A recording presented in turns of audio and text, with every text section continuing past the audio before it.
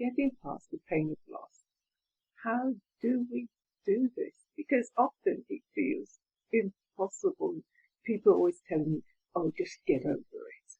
Well, come with me as we explore this question and find a solution.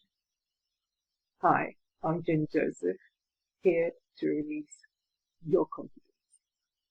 Okay, so when we lose someone, a parent, a child, a lover, a friend, sometimes the pain can be so overwhelming. It feels as though it washes over us and almost drowns us. And we feel as though, if I take the swimming analogy further, that we are floundering, we're flaying, trying to tread water, trying to bring our heads up so that we can take a breath, and it doesn't seem to happen. Something isn't working. Something is broken. What is going on? Okay, so we've had a loss. Maybe it was a bereavement. Maybe it was a loss of a dear friend. It's a loss, no matter how we want to categorize it. There's a person that is now missing from our lives. And, sometimes for some individuals it may be a pet. But nevertheless, it's a loss and it hurts. It hurts, not just here, but in our hearts as well. It hurts. I once heard a speaker categorize loss in a particular way that seemed to make a lot of sense to me. And he said that the pain can either reflect something we've lost, something we've given away, or something that was taken from us. And that thing is love. So when it comes down to a parent and losing a parent too soon, sometimes that loss, even though it feels a bit like betrayal, it can be because we were not ready to be separated from that parent. We didn't feel prepared to take on life on our own because that parent was always there as a rock, a standard in our lives. And actually for some people, even though the parent wasn't a rock or a standard, sometimes that parent may have been an abuser. The very loss of that parent leaves them feeling as though they're in the midst of a minefield. What do I do now? Who am I? How do I move forward?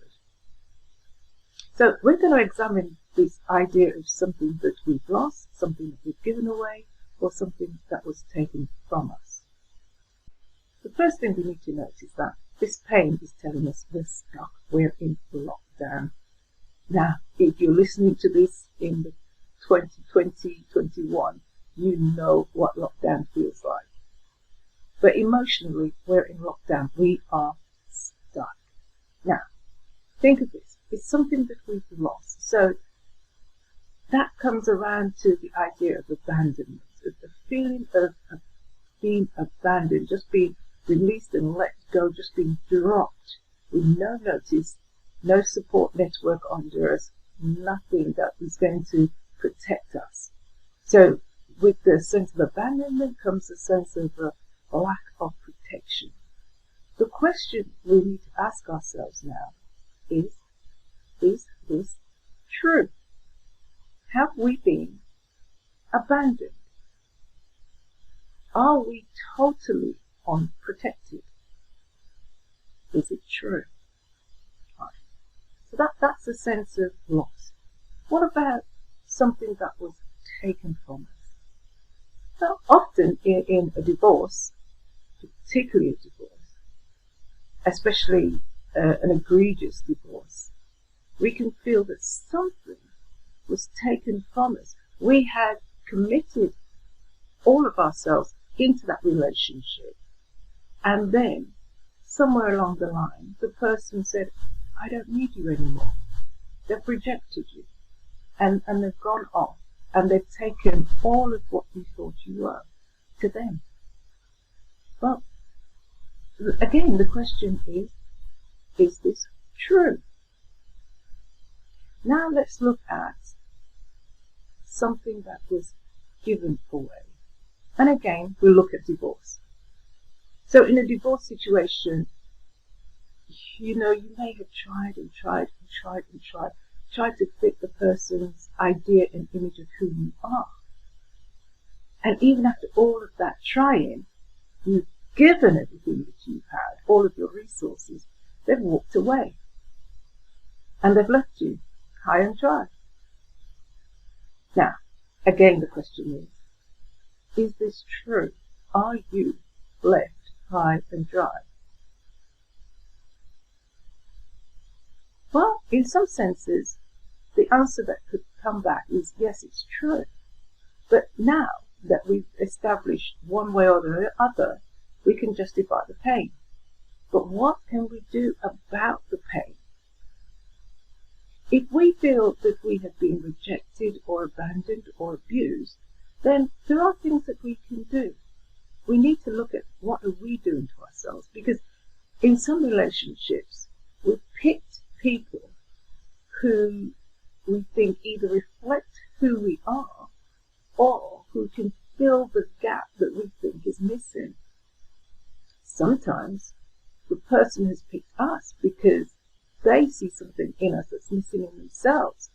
And when these relationships get together, when the individuals have managed to become whole, what happens is they then separate. Now, instead of saying, do you know something, I now feel that I'm a whole person, and then examining themselves to find out whether they're still in love, or whether they were perhaps never in love but in need, what happens is conflict starts to ensue. And because the conflict ensues, it's all designed to create a separation. Perhaps it wasn't designed to separate in anger, but nevertheless it was to separate because there was no understanding of what do I do now that I'm whole and I don't need this other person anymore in the way I thought I need them. They filled my gap. And the person who has had the substance taken out of them to fill that other person's gap now feels a great hole and feels very empty. So when the separation takes place, there's enormous pain. And the individual who's left in the pain ought to be asking themselves the question, was I just attracted to this person because I thought I could fix them? So I thought I could make them into a whole person, or I thought I could make them want me and stay with me when they were fixed?